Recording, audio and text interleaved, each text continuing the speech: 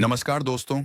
आज हम बात करेंगे भगवत गीता के पहले अध्याय की, अर्जुन विषाद योग की, जो हमें जीवन के संघर्ष, रिश्तों और कर्तव्य के बीच के द्वंद्व को समझने में मदद करता है। यह अध्याय केवल युद्ध भूमि की कहानी नहीं है, यह हमारे अंदर चल रही मानसिक युद्ध की कहानी है। कुरुक्षेत्र की भूमि पर युद्ध की तैयारियां पूरी हो चुकी हैं। दोनों सेनाएं आमने सामने खड़ी हैं, एक ओर कौरव और दूसरी ओर पांडव। धृतराष्ट्र हस्तिनापुर में बैठे हुए संजय से पूछते हैं, धर्म क्षेत्र कुरुक्षेत्र संवेता युयुत्सवः। हे संजय, कुरुक्षेत्र में क्या हो रहा है? संजय, जो दिव्य दृष्टि से युद्ध भूमि को देख सकते हैं, जवाब देते हैं, हे राजन, दोनों ओर की सेनाएं तैयार हैं। वीर योद्धा, रथ, हाथी और घोड़े सब युद्ध की ज्वाला में तप रहे हैं। दुर्योधन अपनी सेना को देखकर भी भीतर से डरा हुआ है।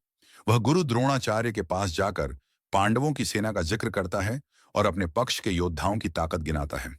वह कहता है, अप्रियता सेना मेषाम बलम भीष्माभिरक्षितम।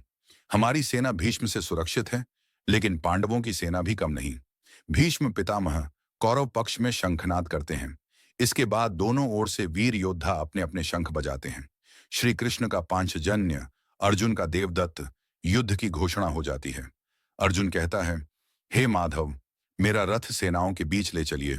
मैं देखना चाहता हूं किन किन से मुझे युद्ध करना है।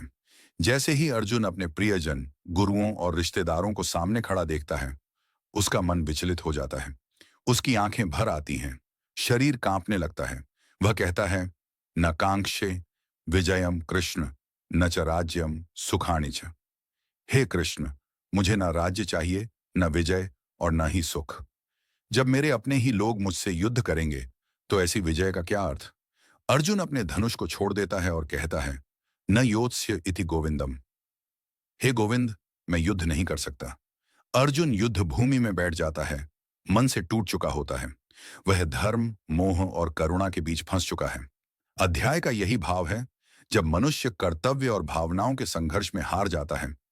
अर्जुन विषाद योग हमें सिखाता है कि जीवन में कई बार हम ऐसी परिस्थितियों में आते हैं जहां हमें निर्णय लेने में मुश्किल होती है। रिश्ते, भावनाएं, कर्तव्य और भय, ये सब हमारे भीतर संघर्ष उत्पन्न करते हैं। लेकिन यह भी सच्चाई है कि इस विषाद से ही ज्ञान की शुरुआत होती है। अगले अध्याय से ही भगवान श्री कृष्ण ज्ञान का प्रकाश अर्जुन पर डालना आरंभ करते हैं। अगर आपको यह अध्याय अच्छा लगा हो, तो अगला भाग जरूर देखिए, जहां भगवान श्री कृष्ण अर्जुन को आत्मा, कर्म और धर्म का रहस्य बताएंगे। वीडियो को लाइक करें, चैनल को सब्सक्राइब करें और अपने विचार कमेंट में जरूर